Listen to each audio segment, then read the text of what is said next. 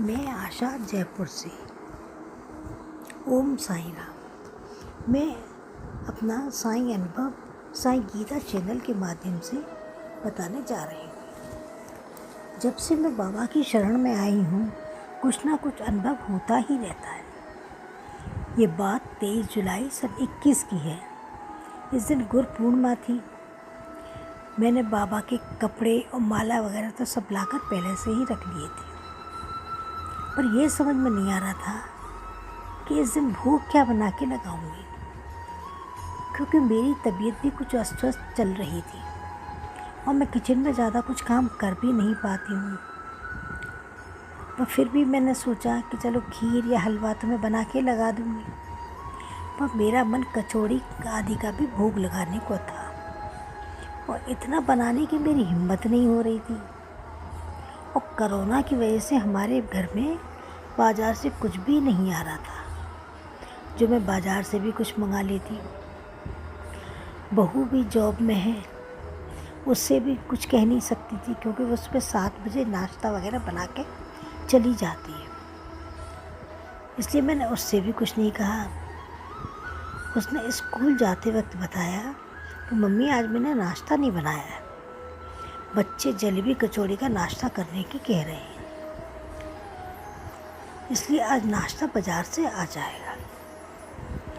Corona के बाद पहली बार नाश्ता बाज़ार से आएगा, ये सुनते ही मेरी खुशी का ठिकाना नहीं रहा।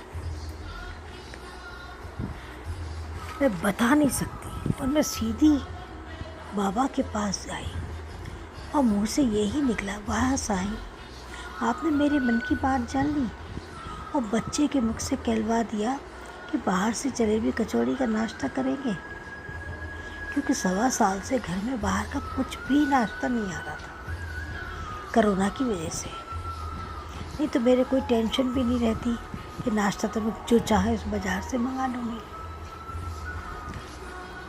ये टेंशन नाश्ते की मेरे 2-3 दिन से पहले से ही चल रही थी। फिर क्या था, फिर तो बेटा जलेबी कचौड़ी साथ में इमरती भी सब बाज़ार से ले आया और मैंने बाबा का खूब अच्छे से श्रृंगार किया, चंदन आदि से उनको सजाया और उनको भोग लगाया। फिर क्या था, फिर तो उसके बाद भगवान साईं बाबा का भोग लगाने के बाद हम लोग साईं मंदिर गए और रास्ते से कचौड़ी और जलेबी भी ले गए। मंदिर में भी भोग लगाया, काफ़ी सारी ले ली, क्योंकि बाबा को अन्नदान ज़्यादा पसंद है। फिर तो वहाँ हम लोगों ने अन्नदान भी किया। ये बाबा का चमत्कार नहीं तो और क्या है।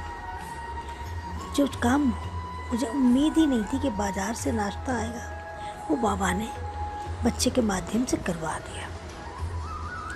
बाबा सबके मन की बात जान लेते हैं, वो यही मेरे साथ भी हुआ। ओम साईं राम। इससे पहले भी मुझे कई अनुभव होते रहे हैं, मैं आगे आपको बताऊंगी। ओम साईं राम।